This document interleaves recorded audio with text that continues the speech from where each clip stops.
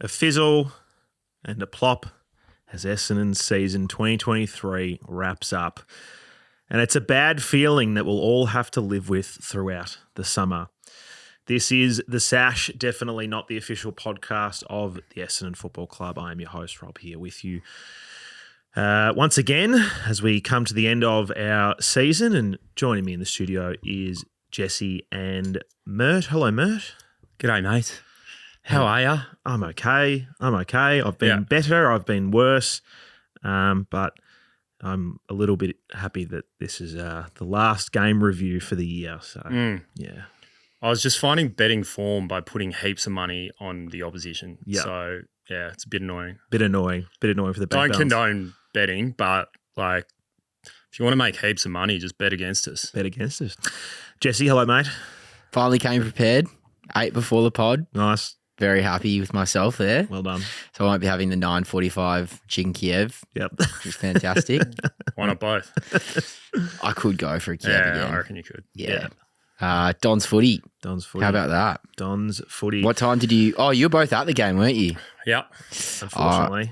How's this? So I was watching at home and quarter ends.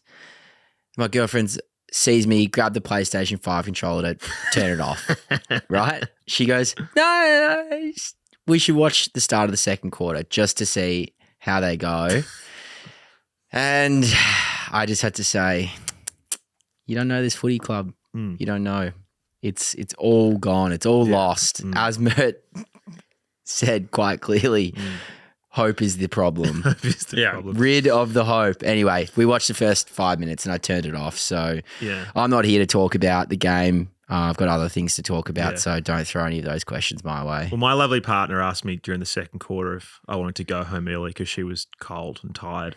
And I was like, no, I'm here to the end. Yeah. That's respectful. I have a lot of things that I need to get out of my system. Yeah. Whether A lot of things I need to get into my system. into my system as well. Yeah. Few cold frothy things. But yeah, she was pretty keen to leave pretty early. I'm sure. I mean, a lot of people. Isn't she pious? Yeah, she is. I mean, she would know more Essendon players than Collingwood players. Right. But because her family goes to Collingwood, she is a Collingwood. Apparently it was very much one of those types of games where I know a few Dons that went with pies and it was very much like pies being not even celebrating, like, oh, it's just a bit embarrassing. I feel bad for you, which is grim. It was a genuine stinger. That is grim. Their cheer squad was like up and about the end, and Joel, who's on the show, quite inebriated in the last quarter, said to me, he's like, why have they got to go and rub it in? Clearly we're not trying. Clearly we've given up. Why have they got to go and sing their bloody chant and rub it into us? And I'm just like, I mean, they're winning, mate. Like, they got to cheer. So, Yeah. But yeah, it was one of the flatter games I've been to because, one team. At least we don't have Joffa in our cheer squad. Yes, exactly. At least we don't have him anymore. Or Jordan De Goey playing for us. Yes, that is true. We'll take our moral victories because that's all about that's about it. That's all we've got at the moment. The first moral victory we've had for many years. Yeah. It's a football fucking club. hollow moral victory as well. So Yeah. A bit of a quiver on that bottom lip as you said that. Yeah. just not happy at all. Am I? Yeah. I mean, look, we can talk about It's good, isn't it? Yeah. It's good to be back in this position. Yeah. Every fucking year. Yeah. Yeah, it's a bit like that, isn't it? It's a bit like that. I was thinking today, actually, when I suggested we should dissolve the pod. Yeah. We've been shit since we started this pod. Yeah, I mean, we've played a couple of finals, but we haven't won any. We've had fleeting moments. Yeah. Don't blame the pod. Don't I blame reckon it. We it's were the pod. shit before the pod as well. Yeah, it's not as though we were shit and the pod started and then we became bad. Like We were always shit. We had Hurdy before the pod. We were good when we had Hurdy. Yeah. But the first episode I did this pod back when I did it with Mark in 2017 was obviously post the band saga year. So, we've flirted with the possibility of being okay, but I feel like this has been a common theme for this show. I look at other podcasts out there who cover clubs and I'm like, they get to ride highs and lows, or we just ride lows. We re-signed or we extended Worsfold after round 1, 2018, if you remember, when we beat Adelaide. So, That was early days of the pod. That was good. Yeah. That was good. That was golden. Love era. how often that gets brought up. Yeah. The re-signing of Woosha after the Adelaide game. Yeah. The thing I most clearly remember about that was Kingo post game when you interviewed him talking about doing snow angels in the ciggy butts out the front with randoms. Yeah. The only time I ever did Vox Pops after a game. And I did 4 interviews, and one of which was Kingo, and that was his story that he was doing snow angels and the ciggy butts. And I was like, I'm not going to do this anymore.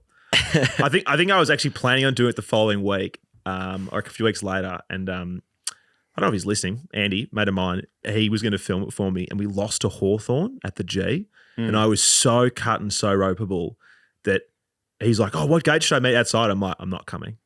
I can't do it." Yeah, I think I remember that one. Dissolved. I can't stomach it. And people have like often offered me like, oh, hey, you should do Vox Box after games. It would be great. And I'm like, look, it would be, but I'm either I want to celebrate the win or I'm too dirty to do it. And I don't want to feel like I'm working on match days. Like I'm still a fan at the end of the day. I want to go there and enjoy it. Yeah. You know, I'll save my thoughts for the podcast. And yeah, do you know what else is really funny? There was a possibility for a period there that we were going to do our live event last Saturday during the GWS game. I'm so thankful it didn't happen. Really? Was that the ultimate scoop that you? Well, no. The original date we had to cancel because our guests got something wrong, and then that was a possibility because it was an interstate game. But then I had a conflict with my schedule, which that ended up changing anyway. So we could have done it. Could you imagine sitting in a room with 50 or 100 other Sash fans watching that loss? I actually reckon it would have been mental. That's good content. That would have been probably our best content ever released. Windows would have been broken. Fights would have broken out. Like our guest, Mert leading the charge. The guest probably would have left. Yeah. Like it would have been absolutely cooked. Damn. So would have been therapeutic though, breaking some shit with other people. Yeah. I'm not sure if the venue would have been too kindly to that, and I probably would have had to foot the bill. So that could have happened. We could have done that. Go fund me. Oh God, I'm so glad that didn't happen. Yeah, well, they shouldn't have given us the venue then. Yeah, luckily it didn't happen. It didn't happen. That's what you get. That's what you get.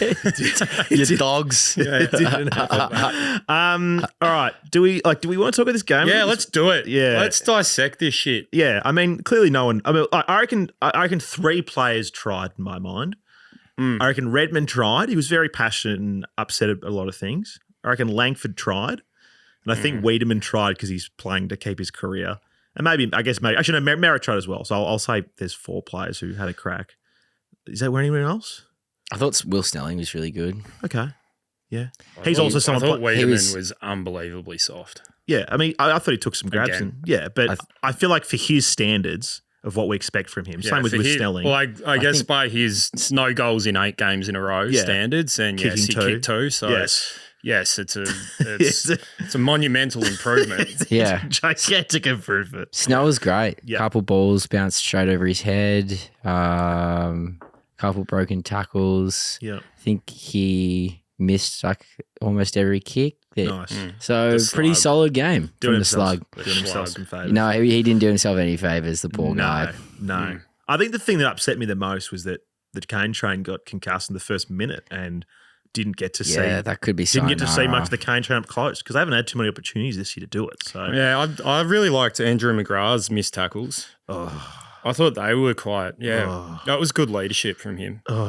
Just Bayside grammar vanilla. I said to you guys in our chat, I snapped during one of those tackles, and I'm generally You're not very snappable. No, I wouldn't say I'm a placid supporter, but I'm a positive But you're supporter. like a pretty raw, I would say,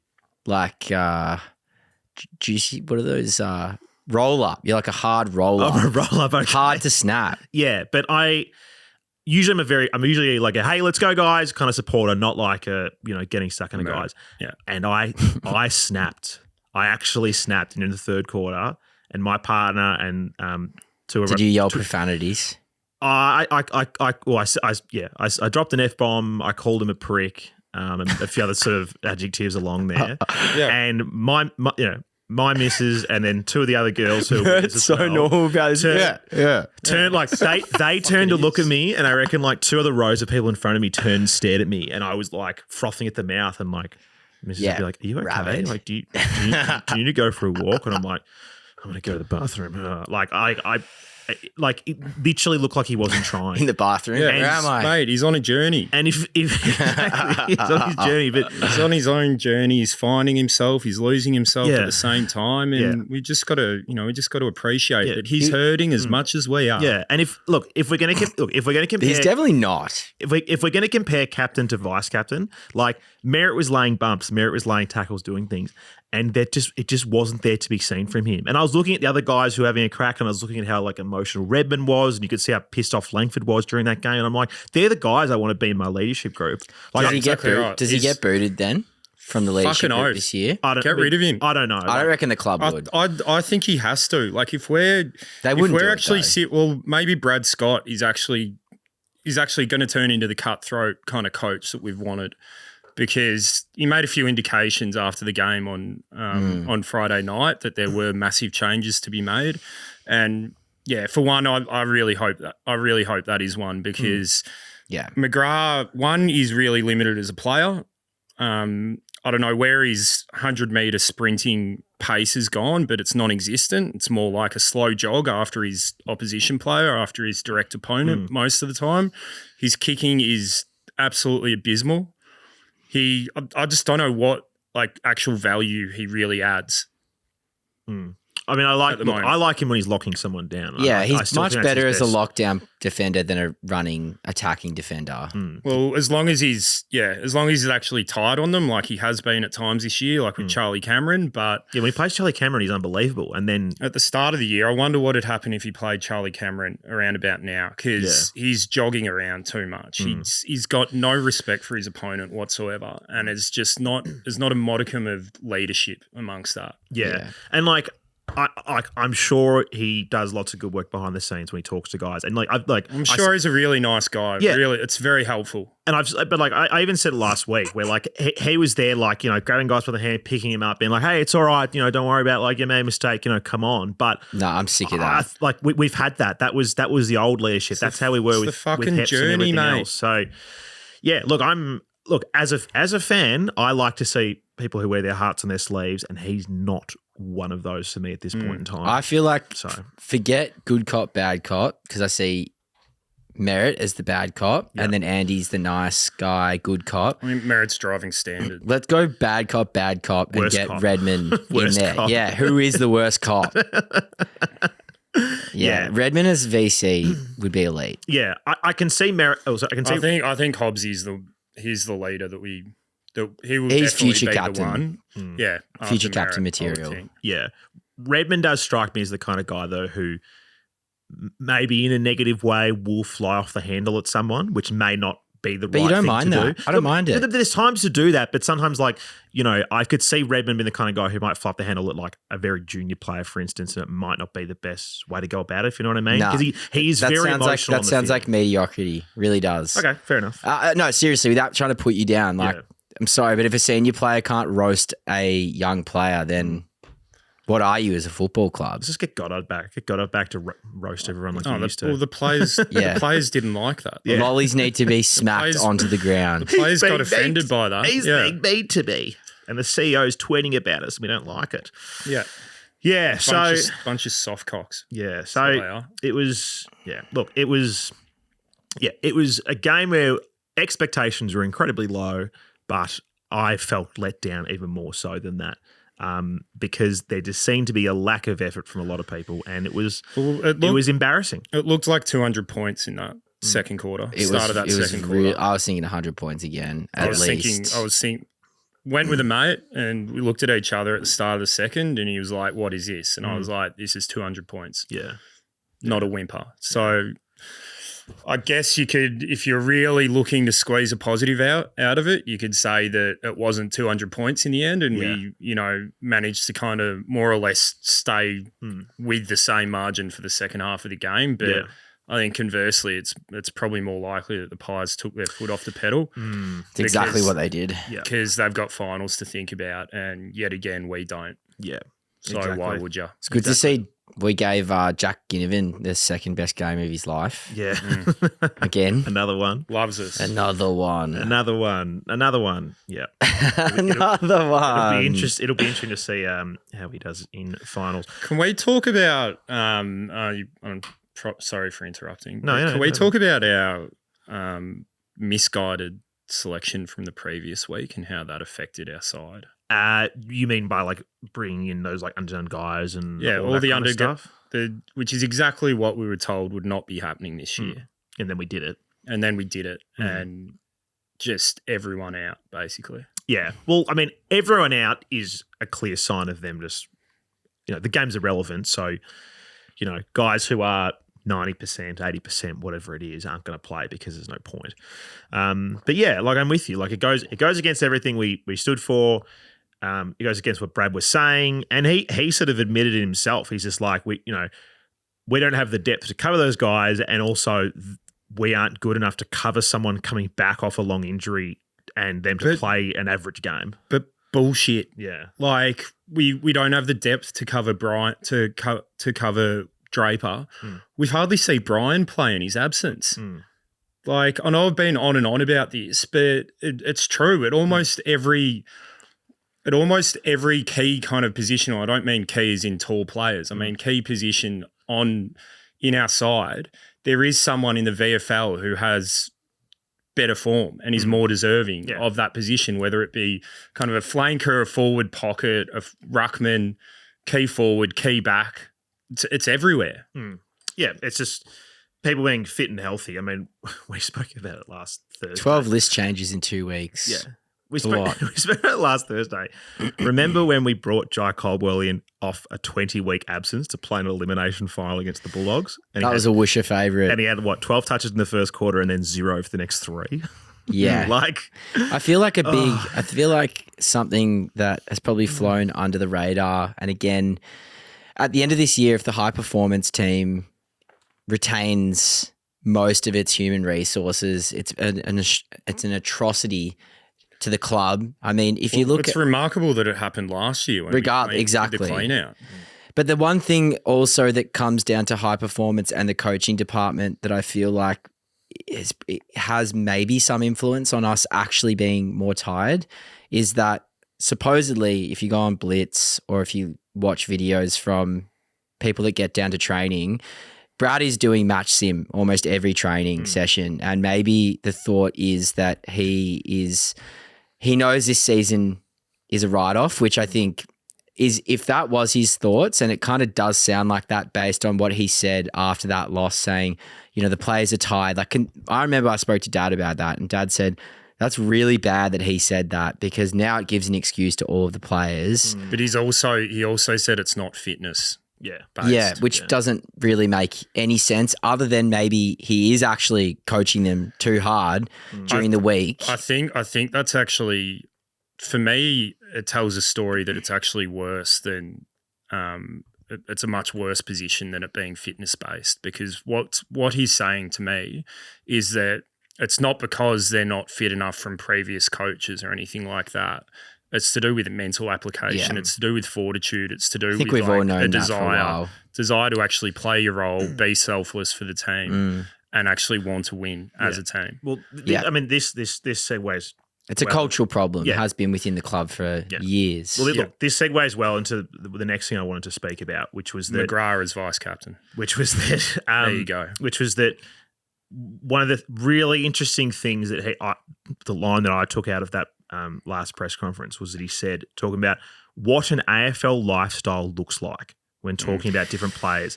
And he spoke about driving an off-season and all this sort of stuff. And I've had numerous people send through to me photos this week saying, how is it that Christopher Petrarca goes to altitude training as off-season and our boys go to Ibiza?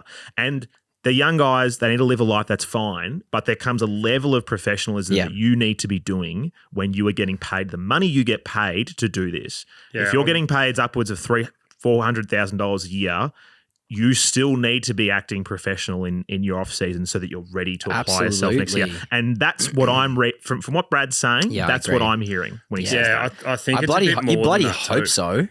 Far out. Because look, I can wear a player who's just not up to standard. You get a player in, that is not a good player, but I can't wear unprofessionalism. Yeah. Like, because we clearly have players who are talented. They all have these great games. You're like, oh man, what's this guy going to be? What's this guy going to be? There's signs there, but then we don't deliver any consistency. Yeah, and that sounds like it's a professionalism issue. Well, exactly right. And the other side of that as well is that if you look at our list, if you look at, for instance, a team that played on Friday, and you look at the players that we've been able to develop in, say, the last 10 or 12 years, we've got Heppel, who we picked up in, 2010? Yeah, I think so, yeah. Yeah, I think so. From there, we've basically got nothing until you Langford Laverty from guys that we've picked up and developed. And then Merritt, yeah. And then Merritt. Yeah. That's a big gap. That's like a good 5-year gap where we've had nothing. We haven't developed anyone in that time.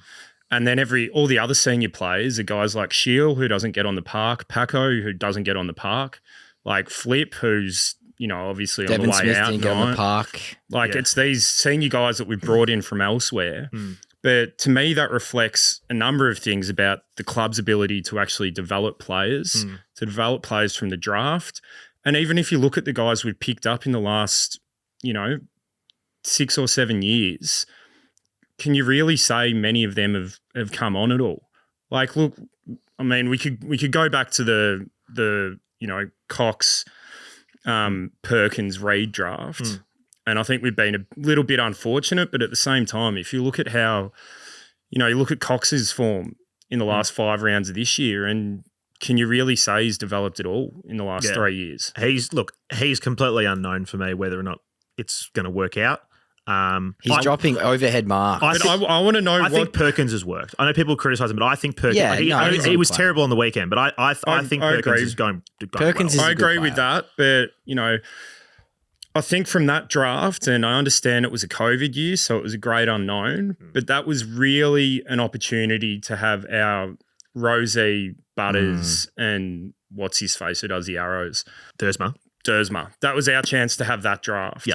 And we butchered it. Instead, we've got Cox, who he's literally looks like a shadow of the player he was in his first 5 games, which is incredible how someone could take that many steps backwards. And this season, I've been, really trying to be as supportive of him as I can, because I want to see that the explosive speed that we saw when he broke away from Nick Nat against West Coast over in WA a few years ago. I like seeing his tackling pressure. I haven't seen him take any overhead marks. I haven't seen him use his height. I haven't seen him do anything that you'd expect of a 202 centimetre player who should be and is towering over his opponents. I don't see any aggression at the contest. I don't see any burst speed. I don't see any intensity in his game whatsoever. And that is just as much a reflection on our coaching for me and our ability to develop our young players as it is on him and his confidence. Yeah. Why is there not a coach in his ear telling him, when you get the ball, take off? Yeah. Like, take on the game. Actually, always freezes. Yeah. Kick with intent. Handball with intent. Don't just hold it. Don't wait for players to run past you. Handball with intent. Attack the contest. Yeah.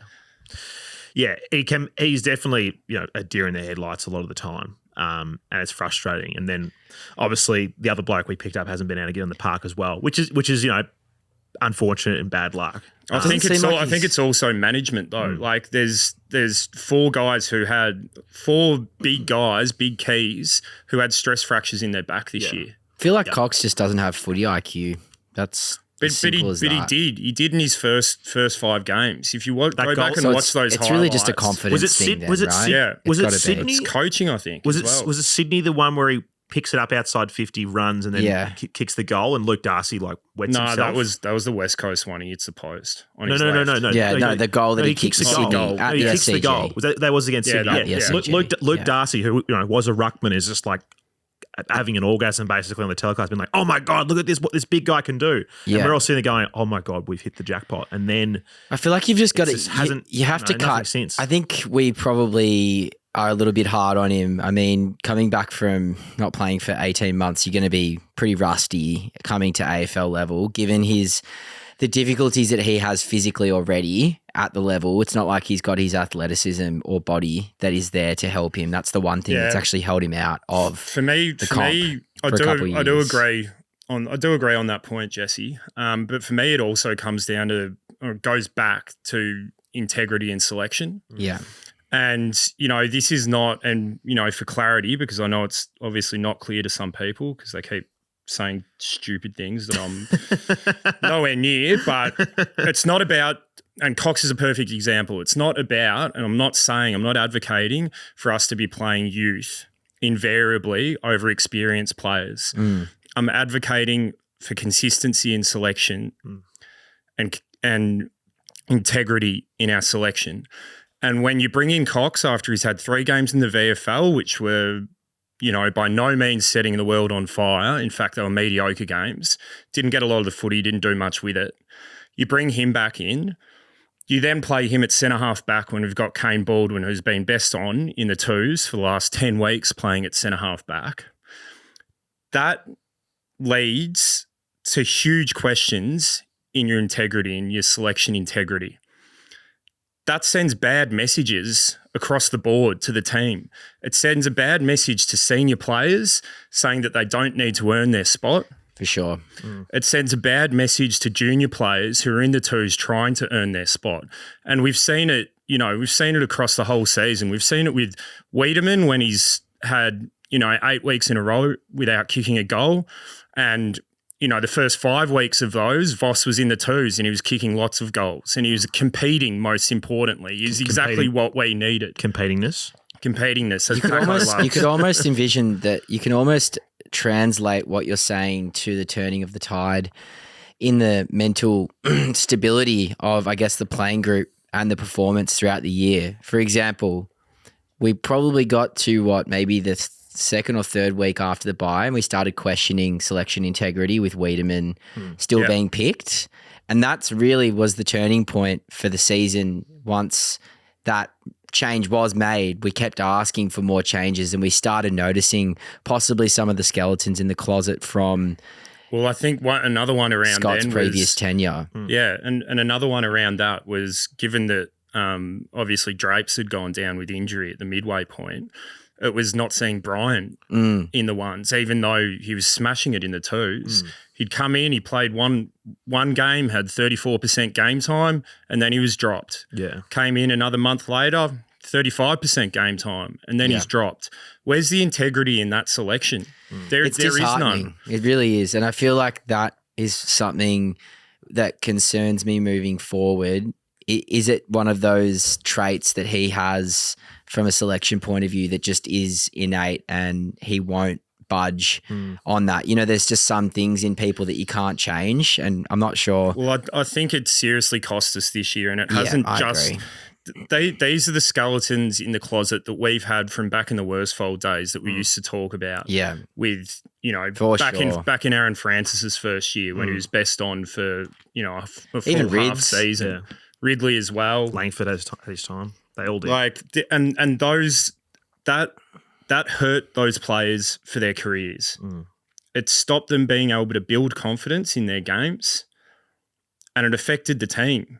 It affected the senior players who were getting gifted games as well. There wasn't competition for spots. So when you see a Dyson Heppel, get an additional year, gets extended, which is, I think, great news. But if that means that he's going to continue on and have an unchallenged spot for the entirety of next year, I'm fucking out. Yeah. I'm actually fucking done because that is ridiculous. Yeah, exactly. If it means another position like we've been in this year with Jake Kelly being moved to a fucking wing when we've got Nick Martin playing on a wing and then moved onto a half forward flank, then I'm fucking out. Yeah. I'm done. Yeah. I'm absolutely done. Yeah. No, I get you. It's frustrating because there clearly are some people who get treated differently.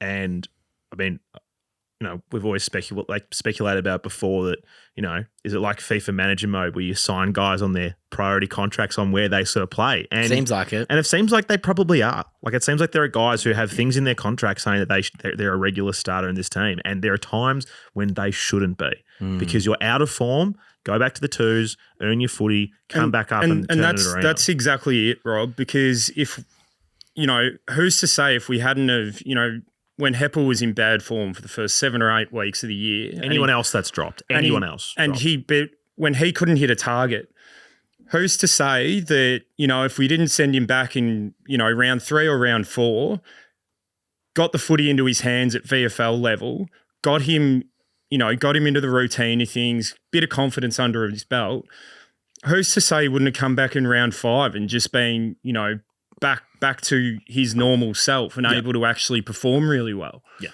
Same thing with Wiedemann, like persisting with him until the midway point, after the midway point of the season, when he can't get a kick. Yeah. It was baffling. It was baffling. It doesn't make sense. It was baffling because, they were, there was the game where they sort of tried him as the second ruck and it just wasn't working.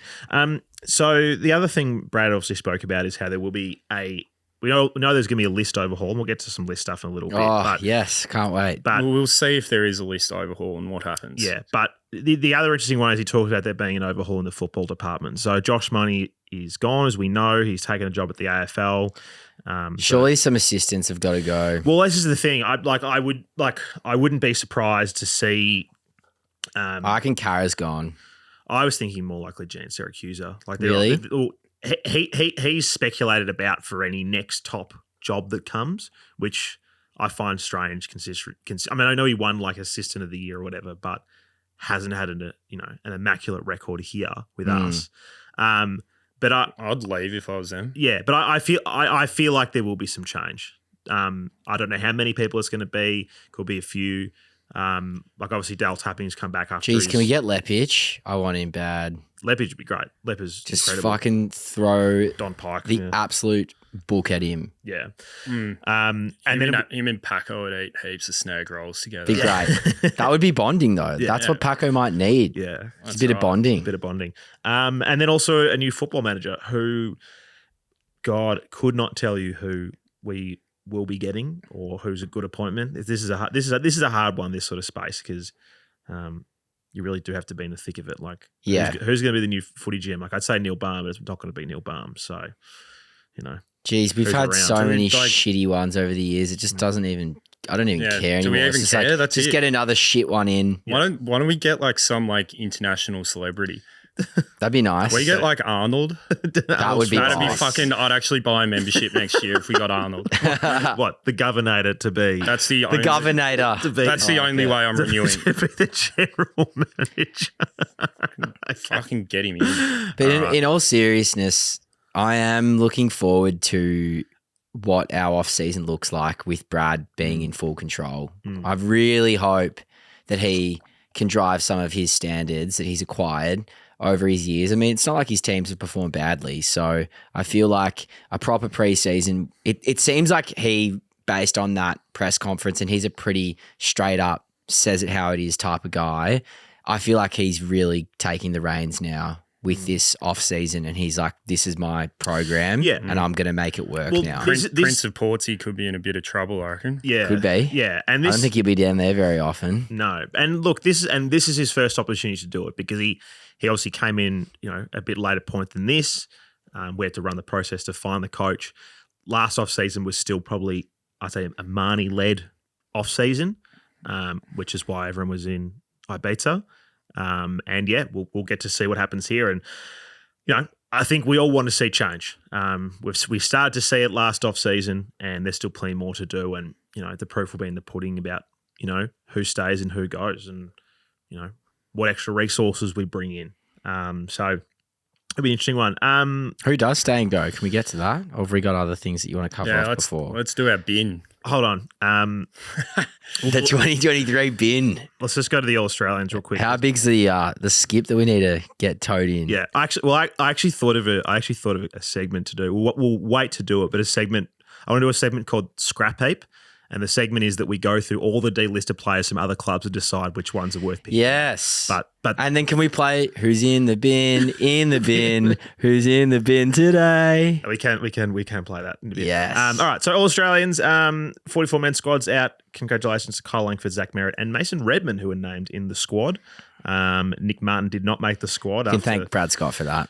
Having Jake Kelly play in his position and pushing him out of his role, which was a bit stifling for him. Mason Redman's got nudes or someone. Yeah, no, look. I think Redman's had a pretty good year. I don't think he's going to make the final cut, but I think he's had a pretty strong year. So Probably helps there isn't a huge amount of good halfbacks this year. like I guess Dacos, maybe. I mean, Dawson kind of plays in the middle now. Yeah, Dacos and Dawson both wouldn't be listed at halfback in the All-Australian squad. No, they definitely will. That's how they squeeze him in. True. Bond Petraka in the forward pocket. You know how they roll. Did Noble get listed? I feel No, like he's nobody didn't. That's pretty stiff. Quaynor and Moore did as their defenders. Yeah. So, do you think either Kyle, Zach, or Mason will make the final 23? No. Merritt I feel like Merritt will get on the pine. No, not anymore. I feel like his last 5 weeks have been I reckon shit-house. Libba's got to get there. Yeah. Do you think? I actually do hope. I know it sounds bizarre, but I would prefer Libba to be on there than Same. Merritt this year. Do you think Langford will squeeze in? No. 50 goals, 51 goals. No, because that's, like you say, that's Petraka. I reckon he could get on the bench Bond. because he's utility. He did play defence round one. He came 10th in the goal kicking, so. Yeah. What, maybe. 10th overall? 10th overall. Did he? So there you go. If he had kicked like 5 goals instead of 1 goal 4 on the weekend, weekend, then it might be a But his much score better chance. involvements are also what gets him up there. Yeah, he but does have a lot like, of goal assists. The nuffies that select these things They don't just look at have- that, yeah. Nah. Yeah. They look at how many midfielders they can put in a team. Bastards. Look, if Zach Merritt does make it, it'd be pretty incredible though. 3rd All-Australian for him, which is I reckon pretty special. none. So, It'll classic Dons here. And the last 5 weeks put such a bad taste in everyone's mouth. It's hard. Recency bias is so hard to look past. I think Merritt was on for it up to probably the last few. month, yeah. Yeah. All right. And the delisting news from today is that we saw 3 players added to the pile. So Alistair Lord, Keane McBride, and Rhett Montgomery have all been told they're not Good pick up, playing Rhett. next Lasted season. a really long time. Rhett was a rookie. Keane was, the international rookie spot, and then obviously Lordy. Yeah, we had him for 4 years. Keane. 4 years he was occupying an Weird AFL Irish list toy. spot. Yeah, but I think I think those separate. those Cat B thing, because that's the thing. They're purely designed for those players who are coming from Okay. basketball, Right. Gaelic. Can we put McGrath on that list? I don't know. He's he from came Canada. from Canada, didn't he? Let's chuck him on 80 grand a year and put him on that list. He can stay on his fucking journey. international rookie. Get him on an around the world trip. Yes. really help him out. So Lordy, He'd do better work around the world, doing missionary work or something like that. yeah. So Lordy is the only one who was taken in a regular national draft position there. God, he was a goodie as well, wasn't he? Far out. He debuted as a sub, I'm pretty sure. Or Yeah. was he an unused sub? Did he actually get on the park? I know he was the I sub. think he got on the park. He looked far too much like Nuggets to be a footballer. Yeah. That was another Dodoro clanger. Masterclass, mate. Yeah. I mean, we're giving him a bit. He was like taking 58 in the draft or something. he was pretty But high up, old Lordy. You know what? But it means that Nick Martin's going to lose his Tiger Woods PlayStation buddy. So I've we need to got get someone else in to replace that. I've got some Paco. interesting insight as to what I think Dodoro fails on as a list manager. Okay. Shoot. So they say the best teams, as per what that video Herbertron made this morning, is made up on how well you recruit, right? And I was, again, do my debrief with Dad every week about how miserable we are as Essendon supporters. And one of the things that Dad was, and he's finally come around to the Dodoro hate train, which is great. That's good. But he was saying when Dad owned a business for quite a while, and he said when he was employing staff, the most important thing that he looked for wasn't skill, it was attitude. And I feel like attitude is one of the biggest issues with players that we bring to our club. Lack of competitive attitude. And skill too. Yeah. Yeah, well, both, Yeah. right? So at least if you're going Devoid to of choose both. one, Yeah. choose attitude, man. Like, how many people have we recruited? Like, you look at Shield, you look at Smith. All of these guys don't seem like they've got the right attitude. They don't seem like they've got a winner's attitude. I think Shields Shields got a really good Shields a professional approach. Shields definitely a professional. I'll challenge that. But yeah. continue. Don't know. I think he's got big tickets on himself as well, though, and doesn't mind earning $800,000 a year driving around in a Beamer I feel like he's. wouldn't we all? Sounds pretty sick. Yeah, it sounds great. Yeah, well, that's why none of you guys will ever win an AFL premiership. Yeah. Because you don't have the right mindset. Okay. My point is that, firstly, if he's not let go at the end of this year, we should definitely get pitchforks and an angry mob together. Wait, Dylan Shield or Dodoro? Dodoro. Okay, sorry. I was like, Dodoro. Yeah. Oh, well, mate. Angry mob vibe. Like, I'm not even joking. I know I've mentioned the angry mob a few times. I've been sent I'm serious. I've been sent a Dodoro petition every day for the past month. Yeah. Probably telling you something, Rob. Yeah, well, people. Can you send them my way? going. I'm keen to sign. Yeah, if you want to sign, you can. I'm very keen to yeah, sign. look, I'm with everyone in that. All the issues with Dodoro, and I agree, but it is not. If replacing our recruiting guy isn't going to change everything. There is more issues than one. We have a lot of things we have to fix. It's just a remarkably long time to be in any job. Oh, I agree. I reckon he owns the club. I agree. Secretly, he's the Don. He's He's some the Don of the serious Dons. Dirt. Mm. Someone's done something really, really bad. Yeah. Like really bad. Really bad. I think Sheeds has done something really bad. Okay. He just keeps him in there. Yeah. Like it's quite remarkable. He's just got stuff to sell, old Shades. All right, so going out of the list, as we see here, Alistair Lord, Keane McBride, Rhett Montgomery, and of course Big Flip who retired, and Tip and Woody retired. Just quickly on that, was nice to see them. Bid farewell by the club in a nice way. It was a bit teary. It was a bit sad that It was good of the players to forget to cheer off Flip or even kind of recognise him or anything. I feel like he said no to it. I was kind of watching them. Like I was up pretty close, and I feel like someone kind of went to him. And he kind of went, "No, I don't. I just want to walk off." But Hate this club. Get me out of here. Yeah, I mean, it was just Can't wait to never put these colours on again. Shame neither of them got to kick a goal in their final games. It was nice of Collingwood to pay their respects to Tipper. Obviously a favourite son Did of Tipper our get a club. touch? Yeah, he had a couple of touches, but it showed pretty evidently why he hasn't been in the team. I know Mert's been wanting him in, but I think it seemed pretty obvious why he hasn't been. No.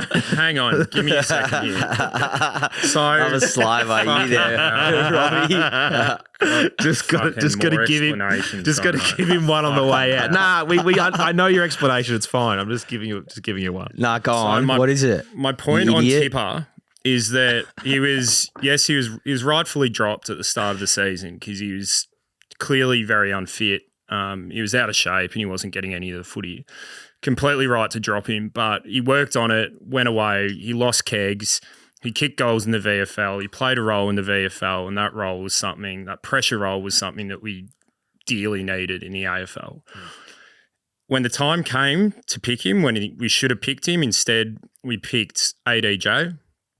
Younger player, inexperienced, clearly wasn't up for it from what I saw, clearly held back from some contests, and I've never seen Tipper do that. So from there on, Tipper obviously didn't get a game, got a game in the last round for obvious reasons, and, was clearly not fit at that stage. But there was a time earlier on in the season when I felt we should have been picking and playing Tip, and instead we were playing guys who couldn't play anywhere near the role that we needed. But do you think, I know a lot of people weren't trying on Friday night, but having watched that game, do you think he would have done anything different 10 weeks ago? Yes. Okay. Based on the football that he was playing in the VFL, the way he was presenting, and the fact that he'd gone away, the club, the coach had told him that they needed him to do something to earn his spot back. He did that. Yep. He didn't get it back. All right, didn't get it back. All right. And instead, we chose to play players who were not up to it over him. All right. Again. Okay, so let's get some forecasting out, guys. Get your orbs, ponder into the future. Yes. I will give you. Can we start with number one? No. We're not doing who's in the bin. We're not doing who's in the bin just yet because, as we all know, calling the early bin. As we all know, this podcast is in the bin tonight, so don't worry. Yeah. Okay, so I'm going to give you a list of uncontracted players.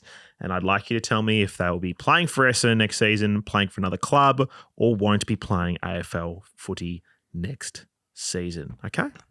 We will sense the excitement. First one is BZT, Brandon Zerk Thatcher, Jesse, will he be a Don? playing for someone else, or delisted? I think that he will go. And my proposal to Port Adelaide is that we trade him for Mitch Georgiades. I'd take that. Yeah, I'll fucking take that. I don't know. I'm not sure if they would, but I feel like they're both pretty similar in terms of age, what they've shown in terms of raw talent. Is Georgiades coming off an ACL or something like that? I think so, Something or an like that. Achilles or Serious. something. So Like perfect serious. for us to pick up. So he'll never be good again. Never be good again. Yeah, We'll lose out. But yeah, I don't think he's with us next year. it does. It does feel like he's going to be. And to be leaving. honest with you, I don't think his ceiling is actually going to be that high as a player. So this is probably the best time to offload him. Maybe at the end of next year. But really, this is the most I feel like He's we'll gone. get for him. Yeah. He'll And go- he's shit. he'll- So who he'll go cares? play in the sandful. Darcy Parish playing for Essendon, not playing for Essendon, or delisted altogether. See ya. You think he's going? Yeah, Do you really think he's going? fucking hope so. I can't believe he's asking for 6 years, though. It is fucking ridiculous. Sorry for language. Did you see what Scott Lucas said the other day? So Scott Lucas is his Should manager. apologise for that Scott language. Lucas is his manager. And like Tom Morris was asking about all this stuff, and Scott Lucas basically was like, "Yeah, the club's leaked this information. I'm not I happy just about think it." I find that incredibly rich to be coming from a player agent. Like that's all they do. They try and create leverage by going through 6 the media and years. getting dogs. Yeah, Is It's too much. ridiculous. I don't know if you've seen the video of Jared and Dermy and stuff speaking about it in the SEN studio, but they couldn't have put it any better. He's Like not he worth is at best 4 years. I think the contracts that have been thrown around this year have just been like, Ludicrous. just crazy. Like signing guys like Hipwood for 6 years is just it's a lot. it doesn't make sense. If So- he doesn't take 5 years, then it feels like he's probably not even culturally the right fit for the club. Yeah. To be very honest with you, Yeah. so if that, I do Yeah. think he signs a 5-year deal though. I think he will. I think he wants to stay. It sounds like he does. Yeah, and I don't really think there's, as we've spoken about, a huge amount of interest from other clubs. because he sucks. Well, yeah, that's one way of putting it. Yeah, he certainly divides the. At fan the base. moment, he's average. He like if I read the comments on our socials and other Essendon channels, he divides the supporter base so much because there are people who just don't like him at all, and the other people who focus on what strengths he does have, and that's it. And there are reasons either side. Like it's a balancing act, and he is the most divisive player in our list at the moment. I just And think he's the new whipping boy. So. Yeah, well, I just think we showed this year that we actually do have the personnel to cover him and play better footy as a Agreed. team without him there. And that's about guys like Caldwell and Hobbs and And he'll Archie to a starve them lesser out of extent. opportunities Well, for he the next already 5 has. years. Yeah. He already has. Seriously, though, for the next 5 years, he's at the club. You're not going to have a Caldwell, a Hobbs, and a Parish running through the midfield. And Asadas, like he's another one who's probably not getting a game. He won't get a game because he can't kick anyway. So Yeah, well, I'm just it's so glad harsh for a second game. That's so Nah, raw. I'm just joking. But he can't kick though. Okay, Harry Jones playing for Essendon next season, not playing for Essendon or delisted altogether. Playing for Essendon. Yeah, I think he's. yeah, I don't think anyone else will want to pick him up either. So it's not like he's got many options. I reckon they would. Yeah, Yeah. I don't know who, but someone. the Hawks would, I reckon, The Hawks probably would. because he's played well against them. Jaden Hunter playing for Essendon, not playing for Essendon or delisted altogether. Delisted. I think they'll give him another year. I think he showed enough. Yeah, I think because he's on a rookie contract, they'll probably just give him a go. They can, or they delist him and then they'll re-rookie him. redo that. Kane Baldwin playing for Essendon, playing for someone else or delisted. He's delisted. I think. Playing for someone else. Yeah, I mean, I think he stays. I hope he stays. I mean, if BTT is leaving, we better be offering this kid some money. 'Cause Well, we need someone to play. How depleted has our defence been this year? And for him to still struggle to get a game is not a very good representation of where the club sees him as a player. But Scott, generally. Yeah. And to be fair, as much as I love Kane, he's very limited laterally and it can get exposed. There's a few times when he played this year. He's great at everything else, but his lateral movement, I mean, you've done 2 knees. He is very, very easy to expose on the turn, which I think he's a better player than Laverty in that position. yeah, I mean, it's hard to say of so many games, but I think his raw talent, he's got more raw talent than Laverty does. He's got better hand-eye coordination, better kick, better mark. He's just, I think skill-wise, he's a better player, but athletically, Laverty's all over him. There's question marks over whether he can compete at the AFL level from an athleticism point of view. Yeah. Look, I still think he's a good depth option, so I'd like him to stay. Same here. Massimo D'Ambrosio plays for Essendon, plays on the team, or delisted altogether. Delisted. Really? Mass. I'd like to hope that he stays around. Like, he's obviously had a shit injury that might take some time to come back. What is it? ACL, isn't it? Was it an ACL or a Was it an ACL? No It way. was a knee. I don't know if it was ACL or PCL. Maybe menisc? Lateral ligament tear. Doesn't sound good. Lateral. Is lateral outside or inside? Asking the wrong person. Where's Smart Damo when you need him? Yeah, Smart Damo. Give us a call. Yeah, it doesn't sound good. I think he stays. He's got too much upside from a skill point of view, and it's exactly one of our biggest deficiencies as a club at the moment is smart ball users. The only thing letting him down at the moment is just his size, but he's only 20. So I feel like it's a part of the ground we need depth. We don't have much talent, so it would make sense holding him. Like, obviously it depends on what they do with the draft, but if you're delisting Alistair Lord, who's a halfback flanker, and you're delisting him, then you're sort of relying on bringing in some other halfback flankers, or turning someone else who we haven't seen. I don't know, maybe it's a Jaden Davey or Wanganeen or someone. I don't know. Nick Bryan playing for Essendon next season, playing for another club, or delisted altogether. He's got to play for us next year. Bloody hope so. With Flip retiring, surely he would be commanding a contract. I could see why he might leave. I'd go if I was him. Yeah. Lucky you're not. Where's he going? I'd go to Geelong or something. Geelong would be sick. You've got to retain these players, though. You've put three. Like, if we lose BZT and Brian, culturally, there's big problems with the club again. Yeah. And Baldwin. Exactly.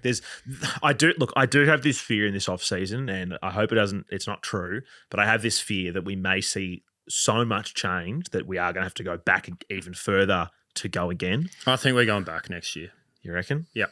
Yeah. I mean, you did tip us for 17th this season, so I had us for 12th, so I was pretty close. Do you remember what you said, Jesse? I think I said finals because we always make the finals first year of having a new coach. Yeah. I think Ryan had us 9th, so I think I had 8. There you go. 8th. There you go. Paddy Voss playing for Essendon, playing for someone else, or delisted altogether. Gone. You reckon he's gone? Yeah. Unfortunately, gone. It's a shame because he's probably the only one with the attitude that we want in our AFL team, which is a shame because I just feel like he could have gone in and just belted a few people and it would have really have... Is he a rookie? Yes. So he could get delisted and relisted, but I don't think that they will. The problem with Voss is he's another one of those awkward types that... Project player. Yeah, well, it's a Dodoro special, right? But he's just not big enough to play key position in the AFL. And key position forward for us, we've got quite a lot of people in that position. Yeah, when you think about it. I don't think he's not big enough to be a towering key forward by any means, but I don't see why he couldn't play, a Paco role when Paco's injured, or a Langford role. Yeah. Now that Langford's doing that, he's going to give a contest. I know this year that we'd challenged him to actually lead up the ground more and become more of an upfield player, and I think that was just about developing him as a player and seeing what he had.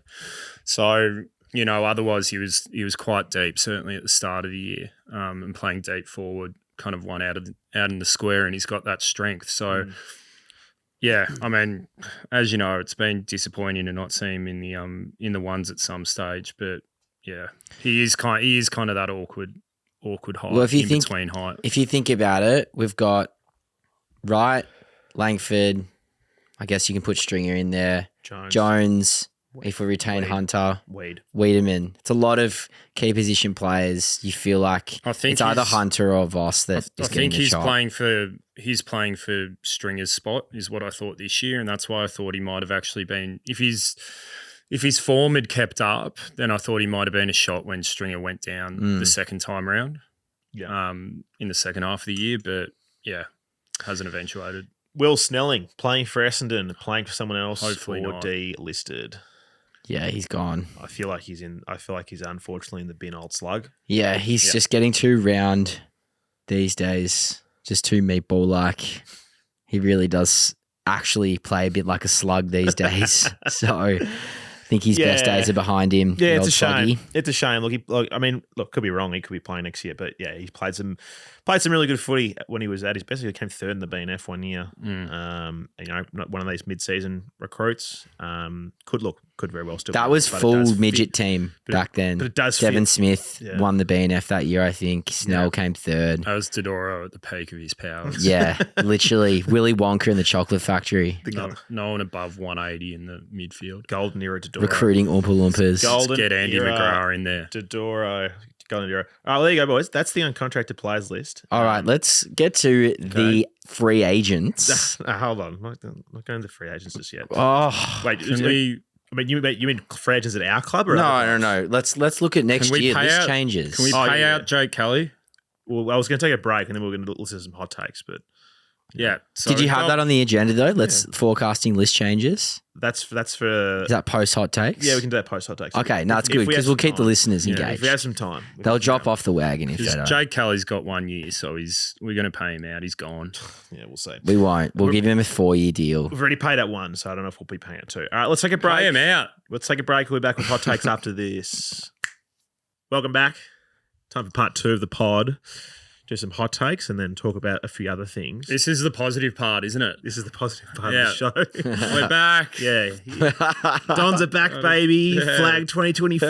Woo! Yeah, can't wait. Woo. 2024. Everyone max out your credit cards at the bomber shop and buy 20 memberships. All right. And then shove them up your ass. All right. All right. Sorry to everyone who can't get played. Lot to go through tonight, but I've tried to select a couple that I enjoyed. This first one is from Darby, who sent one through at every quarter time break from the game. We're not going to play all of them. I'm just going to play the last one. But thank you for sending them all in. Just on my way out of the stadium, well, I deserve better. I feel like Oppenheimer just dealing with the fact that he's the direct result of like thousands of innocent people and a basic war crime dying. I feel like that can be compared to the thousands of fathers that have ruined thousands of their kids' lives by ruining their innocence and general well-being, supporting this goddamn fucking club. See you next year. Fuck me dead. Sounds pretty emotional, old Darby. I wonder how he was at the end of the first quarter. Yeah. Yeah, we're not going to listen to them. Yeah, that can be a private listener. Private listen, maybe. All right, next one is from the Wright brothers, spelt like Peter Wright. Nah. This club's completely fucked. This club's completely fucked. That's good. Nice. Pretty Blades. catchy. There we go. Very There we go. catchy. There The we Go Planes in harmony. Go Liked Plains in it. Harmony. I didn't do a language warning, but did I need to? I feel like you all knew. You all knew what was coming. No one's listening Surely anyway. you're not listening to this. You all Yeah. knew. Surely you don't care anymore. Yeah, that's definitely been the takeaway from you Fucking this hell. week. Why do we still care? You can't still care. You can't. I'll save my drunk poem for the end of the show because I think it's pretty good. Did you read it? No, No, where is read it? Oh, it's on the MCG Poetry When Full. Oh yeah, that was good. Yeah. Okay. This is Down with the Plains. Do you know what's great? Like, fuck all. Fuck all is great. Fuck all is great when you support Essendon at the moment.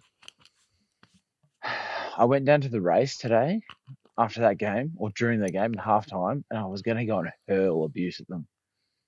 And then I saw them, and I thought, they just need support. So I tapped away and I said, go Bombers, go boys, lift, let's go Bombers. That's what I said to them.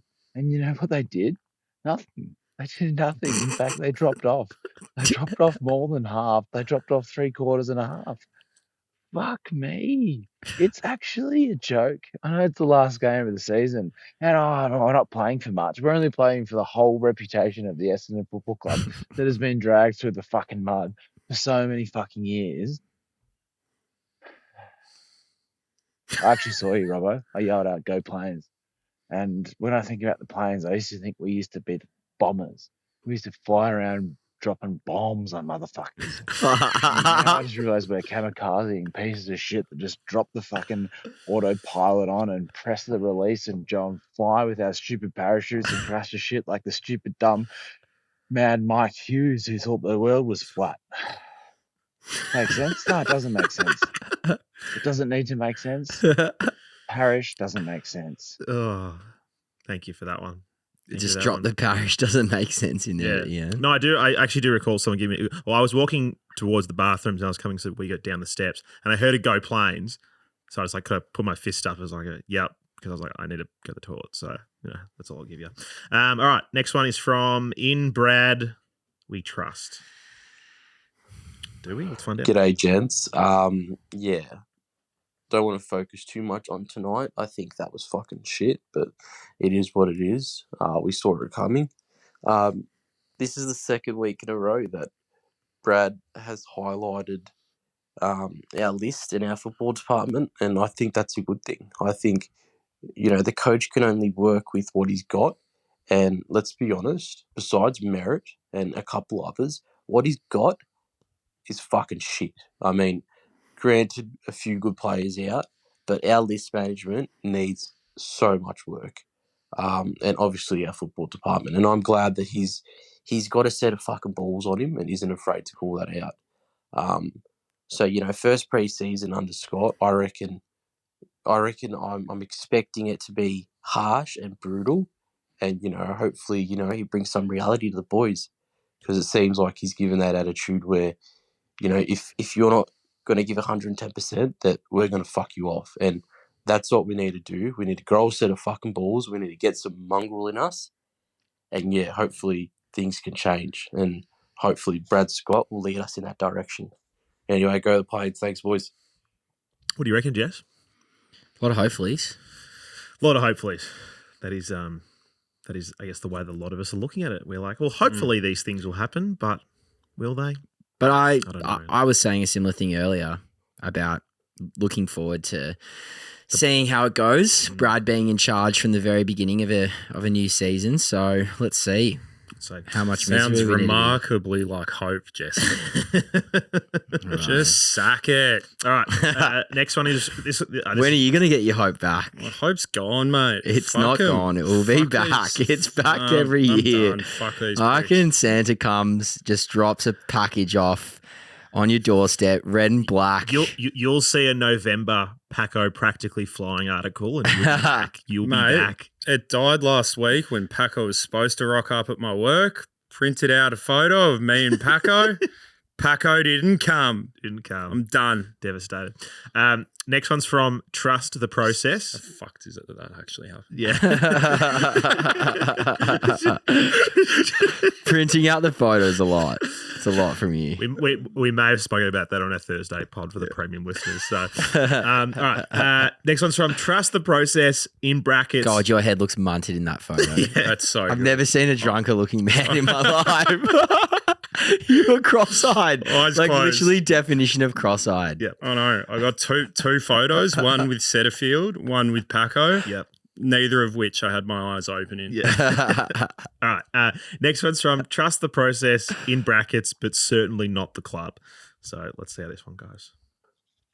Even though that was a fucking shit performance, which, we're getting pretty used to as Essendon supporters, I think it's madness that there's this whole push to fire Brad Scott or to do it all over again, bring back Hurd, when it's very clear that the problems in this club run so much deeper than the head coach. And that's such a shallow interpretation of what's happening.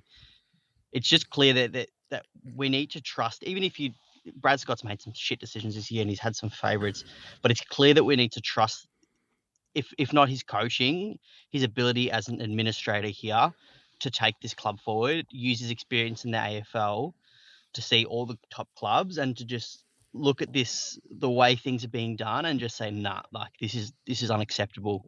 Almost like a Paul Roos situation. I'm sort of, there's a lot of parallels here, I think, with Melbourne, where we're just so far off where we need to be. And it's very clear that we need to trust Scott to just give him time to at least try and turn around the culture in this club, because it's fucking shit. Trust the process. I feel like Can we? one of the things that we really need to look for, and this will come up in our little latest scoop of free agency, is replicating what clubs like Melbourne and Brisbane did to pull themselves out of mediocrity, which is bringing in premiership Rose. players. Jordan Lewis, Luke Hodge, completely would have changed the fabrication of the training standards. I mean, when you look at our club, not a single player on our list, as far as I'm aware, has finished in the top 4. Paco. Paco's played in the grand final. Paco's the only player. Jake Kelly's played in the grand final. Dylan too. Shield played in prelims. Yeah, there you go. Which is interesting because is there such a significant difference behind making a grand final and winning one and losing one? I'm not sure, but clearly we lack, and Scott did mention this, a core group of senior players. Yeah. And one of the things I heard Tony Cochran speaking about when they were talking about Damien Hardwick's introduction to the club, they mentioned Levi Casbolt, the fact that he was out of contract. And he said just a small thing such as, we'd never get rid of Levi. As soon as he came to the club, the training standards and the attitude that he brought to the team taught all of our younger guys what's required. And it's clear in our team that Paco doesn't have those standards. Definitely not. Jake Kelly definitely seems like he trains hard, but does he bring up people around him from a leadership point of view? Shield's the same. Like he would look after himself. Does he look after the others? Like, we don't know. Well, it wouldn't appear so based on their personality types. So if we need to find some players that fit that mold to bring into the team this year, because we just don't. And it's been a problem for years. We don't have enough senior core leaders in our group, and we clearly don't have people that have the right attitude and standards, maybe from a training point of view either. Yep. Like, you might think your standards are great. The example I'll use is I remember when I first started in this new job, I'd been making 120 calls, 150 calls a day in my previous job. And first day I walk in and the boss is like, well done to these 2 people. They made 80 calls in a day, new record for the business, and everyone's getting around them. And I remember saying to myself, I'm going to make 150 calls today.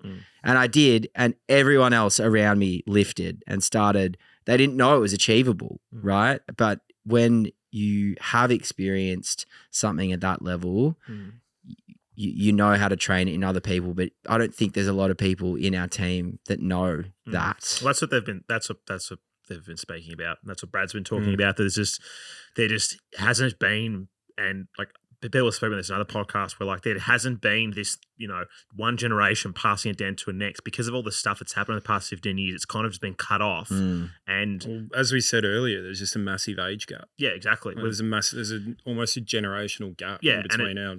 And and there's reasons from, being taken out of the draft for the saga stuff to bad selections to bring in older guys who may not have been the right actual person for the job. And all these mistakes that we've made are just compiling up to this now. Like, it's not just one thing. It's a ripple effect. We've got Elliot Kavanagh. The GOAT. Yeah, the GOAT. Get him in. I mean, in fairness to Paco, and I'll just defend him just this once, like, I saw him kick a goal from 75 at Torp on the run on Easter Sunday this year, and it was magnificent.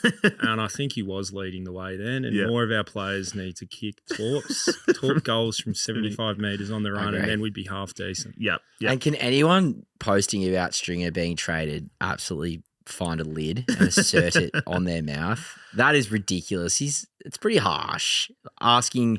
Putting him on the trade table. I don't think he carries any. I don't think he has any value. I think he's but still, I think he's playing. It's pretty insulting to the great man himself.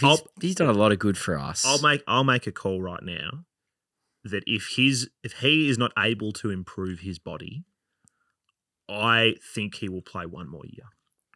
I could see him retire. I could see him be happy retiring next year. Yeah, I could see that. I know it's devastating. But he's definitely man-sized meatballing more and more every season. He's getting rounder. Yeah, I think he would be happy to hang up the boots next year. I wouldn't be surprised. It's gone very quiet in here. Mert's Mm. upset. I don't care, mate. You don't care. Do we want any more? Do you want to do one more hot take? We'll do one more. What have I got? I do feel a bit personally attacked by that last one as well. I'm sorry. Yeah. I'm sorry. Well, it just may be true. This one's from Isaac. Thank you, Isaac. As frustrating as it is to have that second year fade out that we did, I think it's just a brutal reality check of where we are as a club and as a list. I mean, our list is fucking deplorable in my opinion. We've got some good players, but the depth is just not there at all. And I think we actually really needed this, as sort of Scotty sort of alluded to in the post-match press conference. We needed this to like actually establish how much work there is to actually do. And I hear all the time, all the Fox Footy commentators and just people in general talking about, oh, we have so much talent. Well, to me, talent doesn't mean anything unless we've got an actual structure in place, unless we actually get players that you like take advantage of this talent, of their talent, to actually make themselves into something and to actually fit into a system. Because every player has talent. Talent doesn't mean fucking anything if you're not going to actually play hard and commit to a team culture and actually make the most of yourself and actually do something with that goes beyond getting stats. So yes, it sucks being a fucking Essendon supporter and it sucks having this over and over again, but I think this is purely a reality check of where we are and what we need to do and actually in order to actually not be completely hopeless. Is this, car crash to the end of the season, like, because it's been so dramatic, do you think that'll enact change better and make it better than, Bloody hope so. pretending that we're good and losing an elimination final or whatever else was going to happen? We've bucked the trend that we've been stuck in for 5 or 6 years. So hopefully bucking that trend means that there will be change, but there probably won't be. What do you think? Knowing us. I think we've got just so far to go. Yeah. Long. I think we're going to take steps back before we take any moving forward. So, yeah. All right, Jesse, this has got to be short because we're running out of time. What's free agency chat? What do you talk about? Maybe I'll just cover this now. So this will be the last pod for maybe a week or so. I'm going to take a week off. I need a break. And then we're doing trade free agency. Yeah. So there'll be so not next Monday, probably the one after. We'll come in and do a pod, which will be a bit of that sort of chat. Cal Twomey's coming in some point in September. I'm not sure when. It could be that episode. It might be a different time.